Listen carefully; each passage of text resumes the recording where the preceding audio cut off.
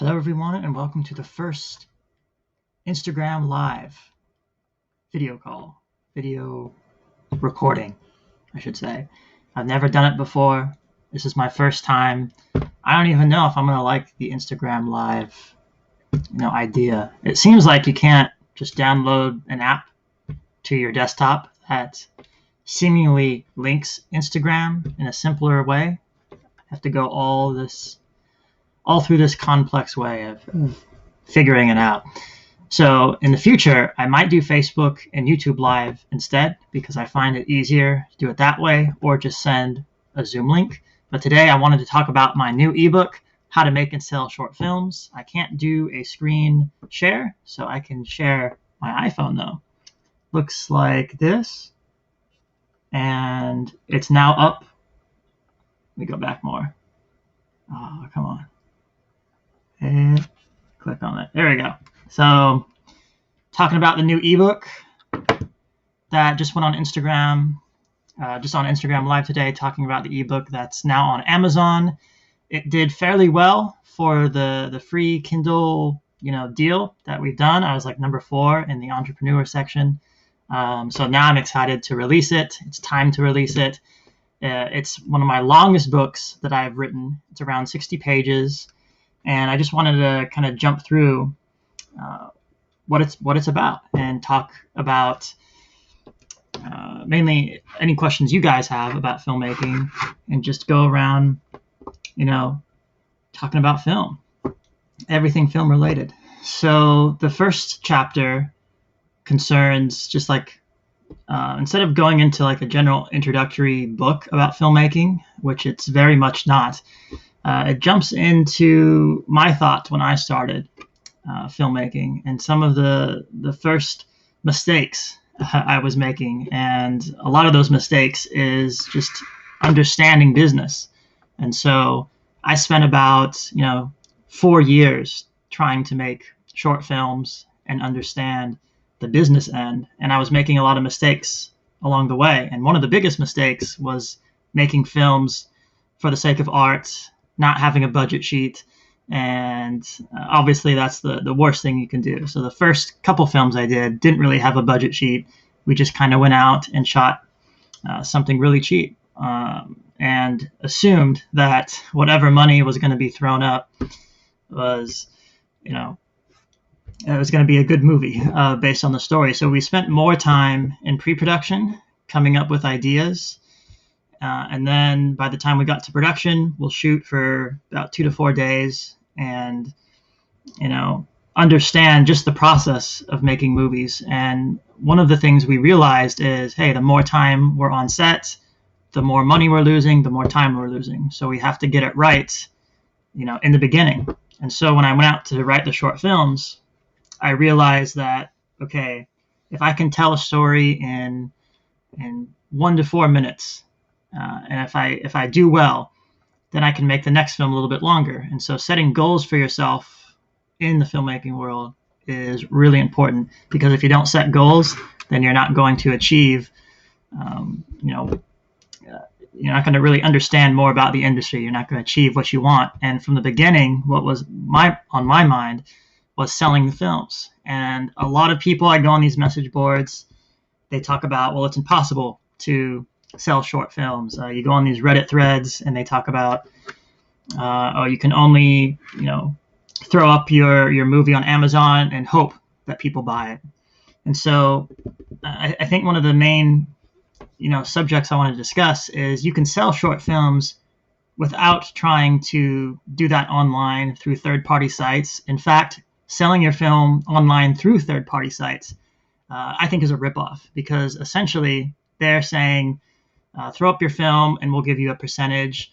But the fact that people aren't logging in to those third-party sites, the chances of them seeing your movie are extremely slim. So you actually don't get anything out of it. Even if you think you're going to get a couple cents out of it, it's not worth it. The better sell you want is where you get paid up front.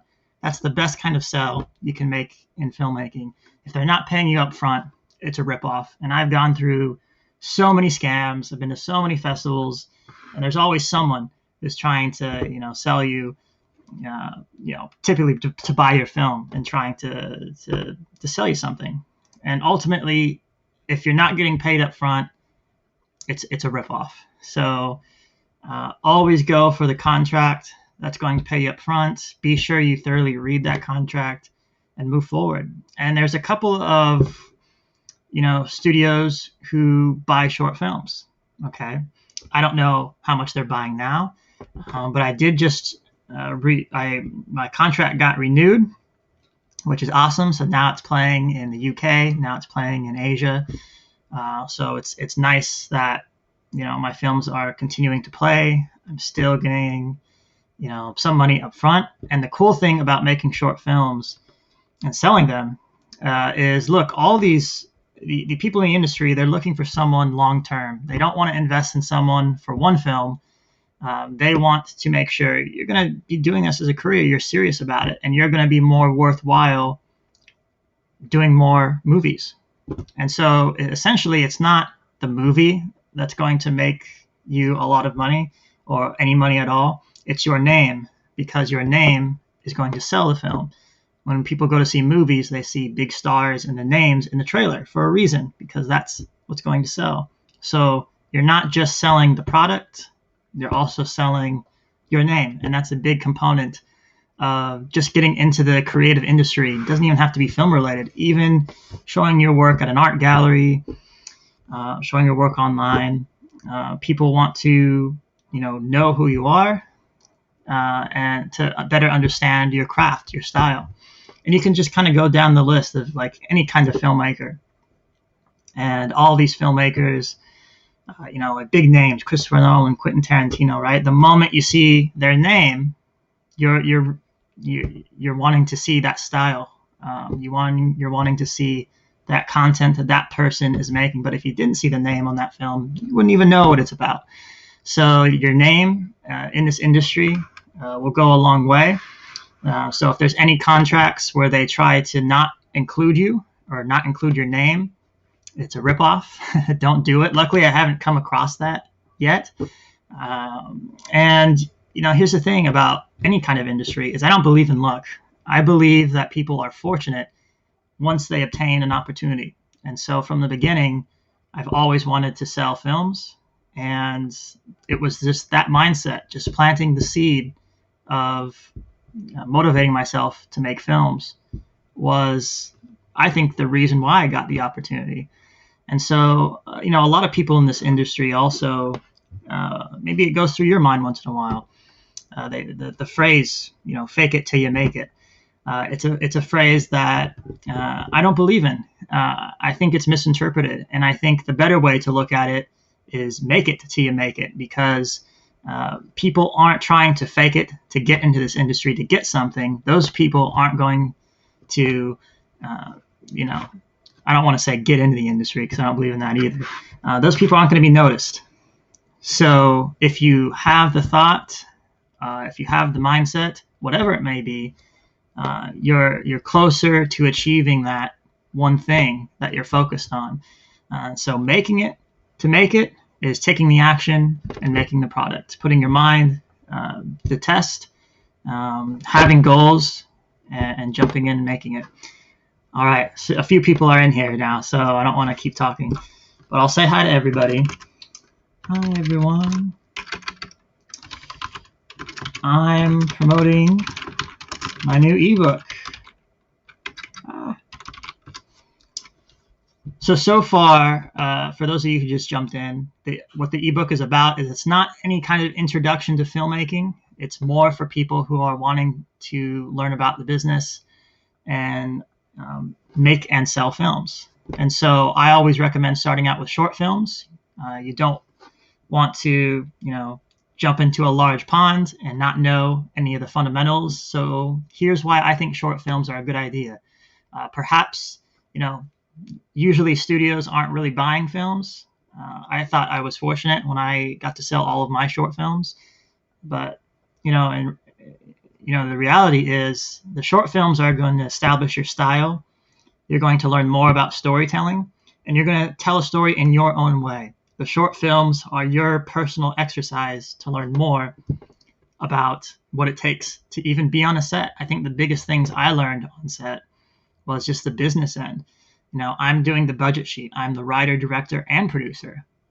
I'm learning all the jobs. So if my budget sheet, if something's wrong there, I gotta, quickly readjust. And so I feel like out of all the films we've made, maybe we went a little bit over budget, but, talking about budget as well is a lot of people believe that you have to have a lot of money to make films, and you really don't. My first short film was $500, and I was competing against people in bigger festivals who were spending between $30,000 and $50,000. Imagine that, my little $500 film competing against budgets between $30,000 and $50,000. So, and it's cool. And I got a ton of awards just from that $500 film. So it's not how much money you throw in that's going to get you notoriety, that's going to win you awards. It's the premise, it's the idea, it's the way you go about making films, because you don't really need a lot of money to make short films, right? And so the idea when I started, I made short films on a low budget, again, $500. And then, by the time I got to my third short film, I spent a little bit more. But I think what helped is once I got the sell, once I got paid up front, I'm retaining a lot more of my profit back because I didn't have to spend so much with the short films. I didn't have to, do all these crazy effects. And if there were effects in the films, I was doing it myself. I was the director, writer, producer, and editor. I played every role because I realized that if I'm going to have control over the project, if I'm putting my money up for the project, I want it to be done the way I envision it. And so that's kind of how I went about it. See if anybody has any questions.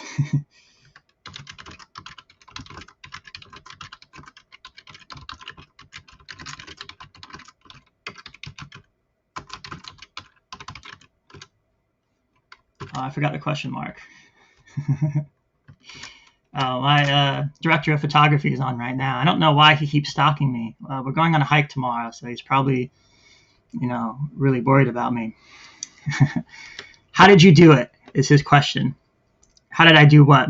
Make short films? Or maybe a good question, because you're on here, is how did I get the team together? How did I get a bunch of friends to go out and make films? And so I think a kind of an interesting story is when I met the director of photography, we both were interested in films. We liked the same artists. We had a lot of commonalities. And I think when he met me, I remember what he asked me, like what I was working on or what job I had. And I said, I'm a film director. And he said, well, you're not a film director. You're not getting paid to direct movies. And I said, well, I better start getting into that mindset so I can learn more about it. And I think the more I was saying those things, the more I was manipulating him into making films with me. Kind of joking, but also not. I think just having him see me making films all the time, it just got him interested, and then eventually got other people interested in the program. Because our program, when we were at quote-unquote film school, we didn't have access to the equipment. The teachers weren't great. So you were kind of forced to either make a film or not make a film. And in my case, decided to make it. And I think more people were interested in helping out. And that's kind of how everything formed. We just got a bunch of friends together. Some of these friends we'd meet in our classes and we just hang out in the dorms, talk about movies, talk about making movies, and just do it. Michael, you lied. My whole life is a lie. Yeah, Michael, I've been secretly, manipulating you this entire time to make great visuals in my filmography. I think another thing to bring up though is, am I paying friends to work on the short film? So the answer is no.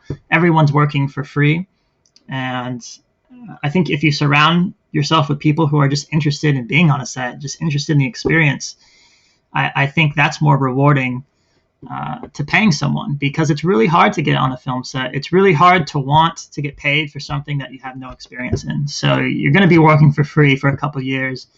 And I think all the friends here, I'll readjust here, we're so interested in movies. And I think a lot of our conversations that we had when we were making movies was we talk about visuals from scenes. We were doing it the other day. The director of photography and I were saying, I just thought of this new scene from this feature film I'm writing, and it kind of reminds me of, the scene from the assassination of Jesse James with Roger Deakins doing the cinematography. And we're talking about certain moments in films, and not like copying the moments, but kind of centering our ideas around here. This is the look we want, and we're getting inspired by the movies that we're seeing.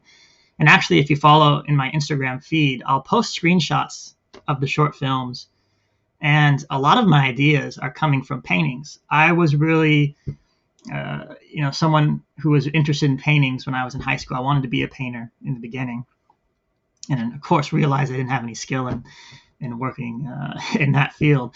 But I was inspired by the visuals that the different perspectives that artists had, different perspectives concerning, how they observe life. So if you look at a Kandinsky painting, of course, it's more abstract, but the meaning behind the abstraction really fascinated me. The fact that this person is painting to music. And I thought, well, why can't you do that with film? Why can't film be a musical journey as well? And the visuals are going to elevate the sound. They're going to tell the story. So maybe Kandinsky is an example, or one of my other favorite artists is Vermeer, who is photographic, interpretations of life being simple. The fact that there's just a static framing, it appears in his work. Characters are, far away from the frame. Just visuals in general and painting interested me. So if you look on my Instagram feed, I'll do like a side-by-side comparison between paintings and then my films. And you can see how I'm inspired by them, for sure. So those of you who just joined, I am promoting the ebook. I'm getting a lot, off track a little bit. I definitely want to go into it. So let me go into the chapters. So there's 5 chapters. They're fairly long in this ebook that I've written. The ebook's about 60 pages, but there's a lot of content outside of the literary content concerning links to videos of my personal process, me talking about film, all that good stuff. So chapter 1 concerns the role of a filmmaker. What role are you going to play when you're making films? And, the kind of all-around answer is you're going to play the entrepreneur. You're going to play every role until you understand the craft. And so that's what that chapter encompasses, mainly about building your team, having that mindset, having goals is really important as well. Staying in it long term if you're trying to sell. If you're trying to do this short term, I feel like you're going to have less of an opportunity to sell. So I'll be honest. I have a few friends who've directed films.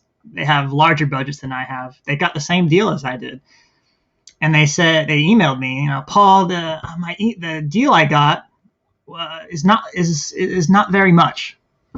And how did you go about it? And my reply was, look, this company purchased all of my short films, so it's different than them just picking up your one film, right? But he wasn't in it for the long game like I was. So I knew once I get paid up front, I'm sure I'll get renewed, and then the contract will renew. We'll get in other countries. But once I get the films back, after they play for the first 6 months, I can sell the films and make more. And over time, because I'm doing it long term, I'm going to make, more from them. And that's something to think about, though. Like, are you trying to sell one film? Or are you trying to sell more films? How are you trying to go about it, right? And I already proved, this book is proof, is that you can sell films without big name stars, without any big actors attached, on low budget. Okay. Chapter 2 is more of like the business strategy route.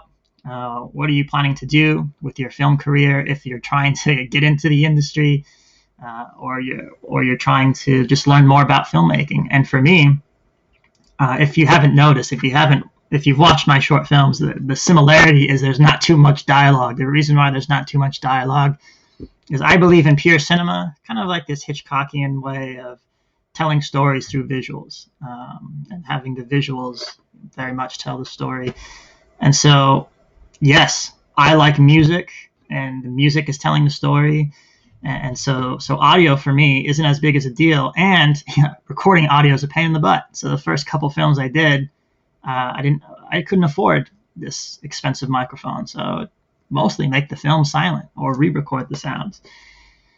So chapter 3 is budgeting short films. So it's all about, how much you're going to put in. And I kind of give you, I feel like this chapter is more of a reference point into, not only are you planning to make the short film, but you're also planning to throw it in festivals too. And that's something you're very much going to, get used to, is film festivals. You should get used to it. Yeah, they're a pain in the butt, I'll be honest. They are a lot of fun. You get to connect and meet so many other filmmakers. And that's the whole point with it. The intention is to meet other filmmakers, to meet people smarter than you. And so I'll give you an example of something I learned at a festival. Let me go back to the main page here.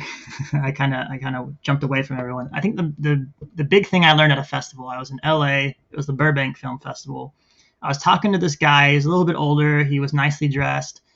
And I was telling him, it seems like the movies that win get the distribution deal. And he said, no, Paul, you're wrong. That's not true. If they draw an audience, we walk in there and they can get a distribution deal. And when he said we, I was like, who is this guy? He ended up being a producer from Warner Brothers and was there for another person's film. Didn't even know it. I had like a 10-minute conversation with him about movies. And then he said that, and I was like, wow, this guy from Warner Bros. I even looked him up too. We are friends as well. I looked him up, and he really was. He's part of the PGA. And I told him I was a producer. I was like, yeah, I produce my short films. And then he said, well, I'm doing a film. I just produced a film. Why don't you come sit with me in the back of the theater? So I went to go sit with him. And of course, the movie wasn't, amazing. And I didn't see him for the dinner, unfortunately, but he did connect with me. He emailed me and he said, look, I'm producing this new movie. And he sent me a ton of links to a ton of links to this film, what it was about. And it was like a huge, $1 million movie, $2 million movie. That was going to be released internationally. It had some like big names attached, big producers attached. And I was like, dude, honestly, I only fund my short films. I don't fund, multi-million-dollar feature films that that you're trying to give me here. But thanks for keeping me in mind. So just the relationship right there. And I learned a lot at the festival, right? Because I thought, the winner is going to get the deal. And it's the audience appeal. And there's a reason why they're there. There's a reason why they're doing backroom deals and talking to filmmakers all the time. There's a reason why they're there. To create a relationship. Establishing relationships is the main idea with the festival. Okay. All right. So if there's a ton of people that just joined. So for those of you just joining, I'm kind of going on a tangent here, but I'm talking about my new ebook, and I'm just kind of going through what the chapters are about, giving you a brief summary about them. So chapter 4, just moving on to chapter 4, is the production process and what role you're going to play. You're going to play the director, writer, producer role to some extent, or else you're not going to get all that money back, right? And so I think being a producer is very important because you understand a lot of the business end and you realize, what the day is going to be like and how to prepare for it. So the production process is the, kind of jumping into that involvement with others, the other crew, the cast and crew, and what that adventure is going to entail. And so in this process, I do talk about post-production, and I do throw up the editing terminology. And the reason why I added that element is because all the film books that I've ever read, and I haven't read too many film books, I read more theory film books, if anything, but all of them that I've read have never had this glossary of editing terminology and what they mean. And so I added that element because I thought, and my students would ask about it too. I had one student last semester who was like, how do you know these editing terms? How do you know what they mean? Where can I find them? And I couldn't give him a good answer. I was like, well, maybe I'll put it in my book. And so you'll find that as well in this book. And then the last chapter pretty much concerns, your journey and accessing film festivals and playing the film festival game. All right, there is politics to film festivals. It's not just the red carpet premieres and partying. That is awesome, and it's also fun to meet people doing that. But you have to have a drive, you have to have focus, and meeting the right people. There's so many people at festivals. You got to get in and meet the right people for sure. So I'm on the Amazon page now. If you're interested in ordering the ebook, I'm going to talk a little bit more about it and tell you just kind of like the summary on the front page here, the inside of, the contents of the book. So I talk about a step-by-step process of strategizing for selling short films. So it's all long-term, remember? So I didn't sell all the films in the first year, all right? It took about 4 or 5 years to do all of that. I give advice on writing, directing, producing, and editing, and why all of those elements are important. And I really do think if you're starting filmmaking, you should know editing. I think you should know editing because essentially it's your vision that you're, working with. And so you need to understand the elements of putting the pieces of the puzzle together. Understanding what shots work and what shots don't work. Okay. And then I throw in some free video tutorials about the production process. So instead of just reading about it, you actually get to see me on set physically going through the process. Then I do behind the scenes video tutorials as well, kind of jumping deeper into each of the processes of directing, writing, producing, and editing.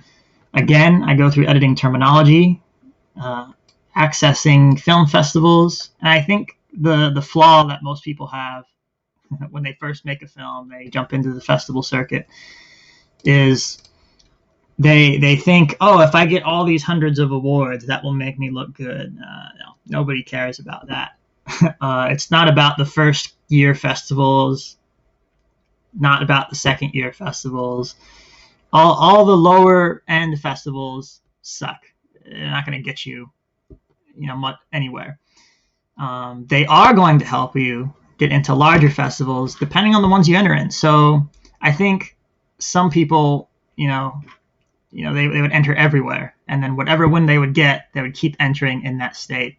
So, for example, a filmmaker enters a festival in Missouri. All right. Well, how big is the audience in Missouri? Not very big. And so the festivals that I would enter into are the big cities, Los Angeles, New York. That's where it's going to draw a crowd. That's where more people are going to see it. More people are going to reach out to me. I'm going to have more of an experience in the big cities, not in the Midwest. So if your strategy is, I think I can get into this festival because it's easy, it's the wrong strategy. Horrible idea. If you think I can enter in 100 first-year festivals and get the wins, horrible idea. You're not going to get anywhere. Trying to get 100 awards isn't going to establish you as a filmmaker. All right. All I had on mine, I had between 5 to 10 awards, and that was it. And I knew the festivals I was going to win, and I worked my way up from them. So once I won a first-year festival, I don't even think I did first-year festivals. I think those are kind of scammy. I think I did a 5-year festival, very low end. Once I won that, move up to the second tier, 10-year festival, 20-year festival. So if you're stuck in the lower end festivals, you're most likely, no one's going to see it. No one's going to really care about it. But if you want to just do it for the sake of doing it, it's up to you, right? Everybody has their own goals. Everybody wants something different out of filmmaking. And for me, I want it long term. I think it's a lot of fun.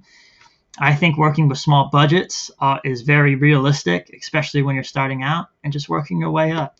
If it takes a lifetime, at least you made films. At least you made what you wanted to do.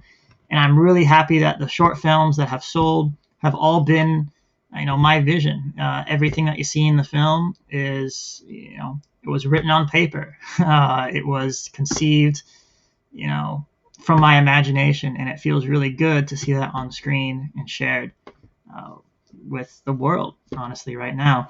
So So that's awesome. And I thought, I might as well make a book about my experience. I think it's interesting to, a young filmmaker making short films. I was like 23 years old when I started getting into it.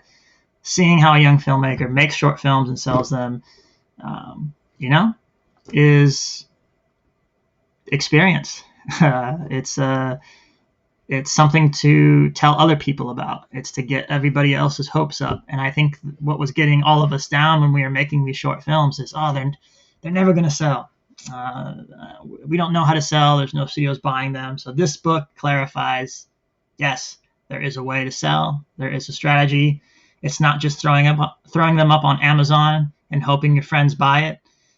It's getting paid up front. It's getting paid up front for all the hard work that you've done and navigating the film festivals the right way and getting out there. That's important.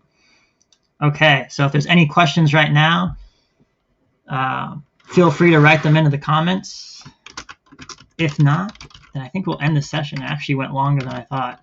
I actually had a lot of fun trying out Instagram Live. It's too bad I have to use the third-party sites, but it is a lot of fun. Talk about films. And if you guys just want to talk about movies too, I'm all for it. I haven't watched any movie in like 2 months. Well, that's a lie. Last night, I started watching Road to Perdition, Sam Mendes. So it's my first film I've watched in 2 months. So I need someone to talk about movies. I haven't talked about movies very much. I have been focusing on this book, and it feels so long ago, so far in the past. I almost don't remember writing it in a strange way. So yeah, I was thinking about making a longer version, like a part 2 of the book. I was kind of curious to see, like, people download it and they like it. What else would they want to know about making films and selling films and getting into the industry? And arguably, I'm not in the industry, and I think the industry is going to change. And maybe even writing an ebook about those changes could be really interesting. All right, everyone, I'm gonna log off now. Tune in next time. We'll do another Instagram Live book promotion. I have other books on filmmaking, so just type in on Amazon my first and last name, Paul Beslarides, and you'll be sure to find all of my books. All right, take care, everybody, and be safe.